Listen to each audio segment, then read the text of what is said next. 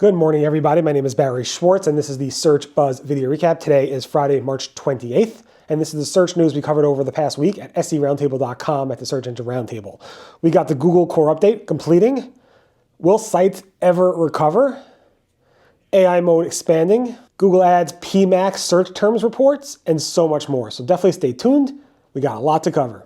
I'd like to thank Duda. Duda's the professional website builder you could call your own. Definitely check them out at duda.co. Thank you so much for sponsoring Duda. Deeply appreciated. Just a little note, I'm recording this to see it's much brighter here than usual. I'm recording this the day before. I'm not able to record it in the morning. So if I did miss any news, got the core update, but if I didn't miss any news, that's why.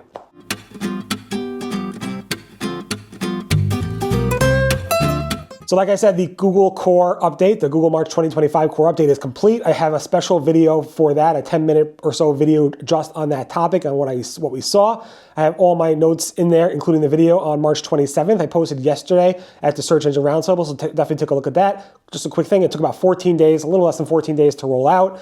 And it didn't seem to me as widespread as other ones, but I go into that in much more detail. So definitely check the video posted yesterday. I'll also include a thumbnail to that at the end of this video. So make sure to watch to the end so you get all that information. And then, like I said, in terms of this week, earlier this week, I reported that we saw the March Core Update actually somewhat heat up at the tail end of the update. So we posted on March 26th that we saw volatility on the 25th, 26th, and maybe even like towards the end of 27th, but mostly on the 26th or so.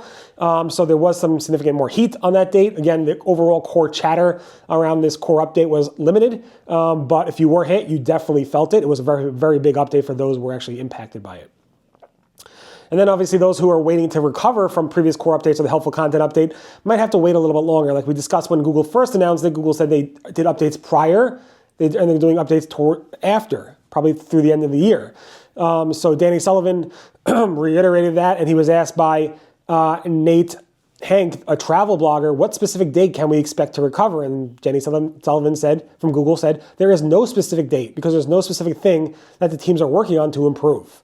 There are multiple things and involve ranking and so forth.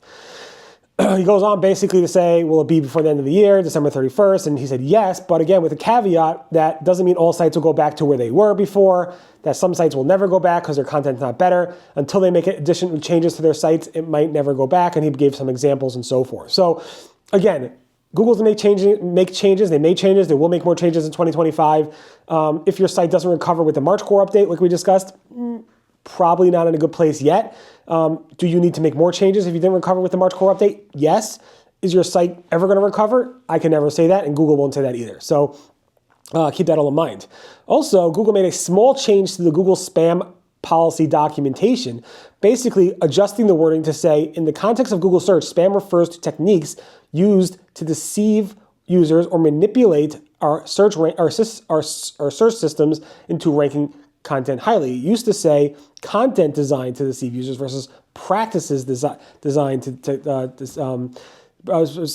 techniques used to deceive users. So there's around practices and so forth, and they'll go into this in a little bit more detail, where Danny Sullivan spoke at the Google Search Central Live event in New York City a week ago, which I posted my notes about last week. And he emphasized that Google spam policies are based on curbing abusive practices rather than types of content. So again, just a little wording change, nothing substantial, but again, the practices versus actual stuff that's happening. Google has rolled out AI mode to more and more people. I got access this week after a 45-minute bug or so where Google told me I had access, and then I tried it for 45 minutes and I did not have access. Robbie Stein from Google confirmed there was a bug and they fixed it. And now a lot of people have access to try it outside of the Google One Premium people who paid extra for it.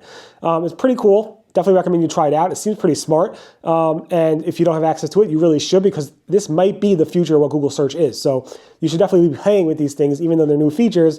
It kind of gives you a hint of where Google's thinking to go in the future. Google also expanded AI overviews to more European regions, specifically Germany, Belgium, Ireland, Italy, Austria, Poland, Portugal, Spain, and Switzerland. So keep that in mind. It's now more available in certain regions, not all European regions, but some. Google's AI while browsing, which is also was initially launched as SGE while browsing, is no longer available. Google posted an update in its structured data paywalled content, saying it's no longer there, so they removed the reference about AI while browsing. That feature was about 19 months or so old, and now it's fully gone. Google seems to be promoting AI mode with a banner ad directly in the search results. This is spotted by Matt McGee. I'm able to replicate it. It seems like if you're opted into AI mode, Google will say, why don't you try AI mode? And it puts this big banner ad there. Wonder how us as normal people could get big banner ads in Google search, but that's never going to happen. Google business profiles appeals are still delayed. Google confirmed this, a Google rep confirmed this earlier this week. Victoria Crowell posted, due to unusually high volumes of appeals, processing times are currently extended. We are working digitally to review all cases. As of this time, we cannot provide a specific response time frame for pending cases. So that's going on, and there seems to be a lot of backlog, but just on Thursday or Wednesday and Thursday, Google seems to be working through those backlog. Mike Blumenthal and Ben Fisher said they noticed a big increase in the number of responses that are getting responses to. So maybe they're starting to actually work through those appeals. So it's nice to see that happening. Google launched a bunch of AI features yesterday. So now in AI overviews, you could plan an itinerary. So you could put in, what do I do in a certain location or region? It'll actually give you some detailed stuff there. Google Lens could give you like a tour guide. If you take a picture of something or a screenshot of something, you take a picture of it in Lens, it will tell you what to do there. Google Maps lets you upload screenshots to help you plan stuff there. And also now they added hotel price tracking. It used to just be flight tracking. Now there's hotel price tracking, which is pretty cool. Google Merchant Center is changing the reporting of a click to the way Google Ads does it, using interactions. This is happening on April 21st. This is spotted by Arpan, who posted an email showing this, getting an email from Google about this. And April 21st, they're going to make that change where Google Merchant Center clicks are going to track like Google Ads clicks. That's a very big change, and the historical reports are actually going to update with it. So keep that in mind. Google Merchant Center also had a conversion data loss bug where they lost data in February, and that data is completely unrecoverable. I'm not sure what the exact time frame. Google just said this happened in February, and they told this to Arpan as well. And there's no way to get that data back. So we're not sure how many this affected, how many merchants this affected, how many advertisers this affected, and what the exact date range is. But you should be aware if you are noticing weird data, that is why. On the Google Ads front again is that Google Ads now has search term reports for PMax terms, which is great. Everybody's loving this. This is spotted by Hannah, who posted on PPC Newsfeed and shared a screenshot. She said, this seems like a very big deal.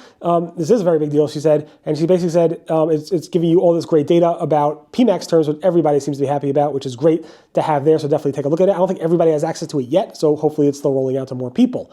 Google Local Service Ads is testing removing the green checkmark for Google screened things. This is spotted by Anthony Higman. I was able to replicate this. You can see on these screenshots, one for the exact same query and the exact same advertisers, one has this Google screened checkmark, green checkmark, and one does not. People are not happy about this because you're paying for that green checkmark.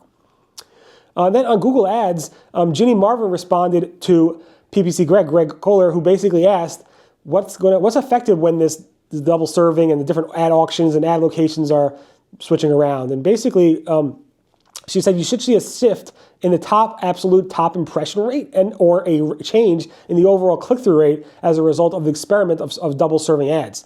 So keep that in mind. That is being tested, and you may see impression changes and click-through rate changes with that.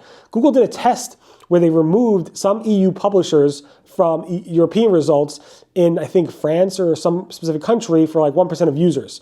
And based on that test, the results are out. And Google said it had no impact to their search ad revenue.